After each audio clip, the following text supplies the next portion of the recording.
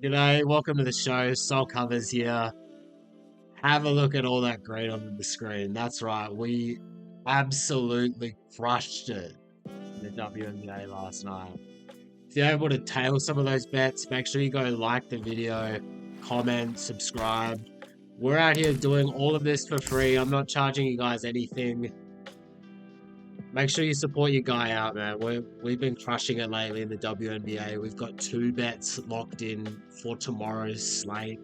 Both bets are ahead of the market. Love to see that. I don't know if we'll go 2-0, but both bets are ahead of the market. So looking back, we go 4-1. All 5 bets closed. All 5 bets had great closing line value. We took the Lynx -8, hosting the Aces. No Asia Wilson for that game. Lynx end up closing as 13-point favorites. Did look a little bit dicey. They were down at halftime, but managed to come back and both cover the number and win. Nafisa Collier did leave that game. That's something to monitor. She did hurt her knee, so that's something to monitor going forward. We had both the under and the Mystics when they played the Chicago Sky. Both of those bets came home. Again, total closing at 155.5, spread closing at 4.5, 5. Great spot to back the Mystics coming off a 40-point loss. That was a no-brainer bet. It was a very public bet as well, I would imagine. We also took the Storm -4.5, and this is the thing that I love about the WNBA. Like, Kelsey Plum gets ruled out for the Sparks, and like BetMGM, Bet Rivers, they're both hanging this 4.5 when the market's already at 6.5. They're hanging that number for like 15, 20 minutes. Like you're not getting that in the NBA. Like as soon as you see a Shams tweet, the lines are moving, you're already late. Our biggest bet of the day was the Sparks and Storm under. That was another bad number that was just hanging out there for way too long after Kelsey Plum got ruled out. That was our biggest bet of the day. That was our Reddit pick of the day. And of course that one loses. But look, that's okay. I'll take a 4-1 day. I'll take all 5 bets closing ahead of the market every single day of the week. Let's look at today's slate. We've only got one game on the card. One game, one opportunity. It is the Phoenix Mercury and the Connecticut Sun. Ooh, so we've just seen some line movement on this game.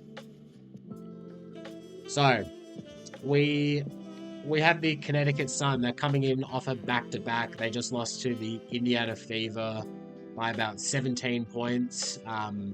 Depending on what side of the number you're on, maybe they covered, maybe they didn't. Here, traveling back home to Connecticut to host the Mercury. Mercury have certainly been playing a bit better than some may have thought this season. Addition of Alyssa Thomas has been really big for this team. So we saw this spread open at 12.5. My numbers have this at Mercury -17.5. Actionable bet right now. We're just seeing sharp books move this to 14.5. We see Bet365 at 14.5. Let's see what the best available number is on the Mercury. And it is you can get 13.5s right now. All the bookmaker, Heritage, Bet Online, they are all at 14 or 14.5. This line is moving. So I've got 2 units down on the Mercury -12.5, and then I've played back a unit on the Sun at 14.5. So we've got a 2-point middle, and go follow me on Twitter. This middle was available for about, I'd say half an hour, maybe even an hour. Like this is not happening in the NBA. They are not letting a 2-point middle be available for longer than 5 minutes. Both of those numbers are getting mashed back into where they should be, but this is why we've been enjoying betting the WNBA, getting these edges.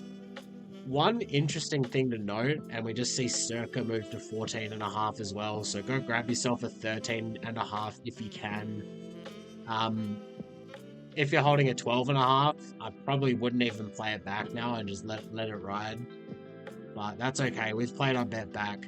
Interesting thing to note, for the past 2 seasons in the WNBA, teams playing with no rest are actually 20 and 15 against the spread. Very interesting. I would say that's just due to the back-to-back angle potentially just being mispriced. Maybe it's getting priced in too much, and the side that's coming in off a back-to-back, there's just value on them because you're getting them at a great number. Here in this situation, I just don't think there's a number great enough for the Sun. They do have some veteran players. Tina Charles, she could be sitting out for this one. She is the veteran big woman, center power forward.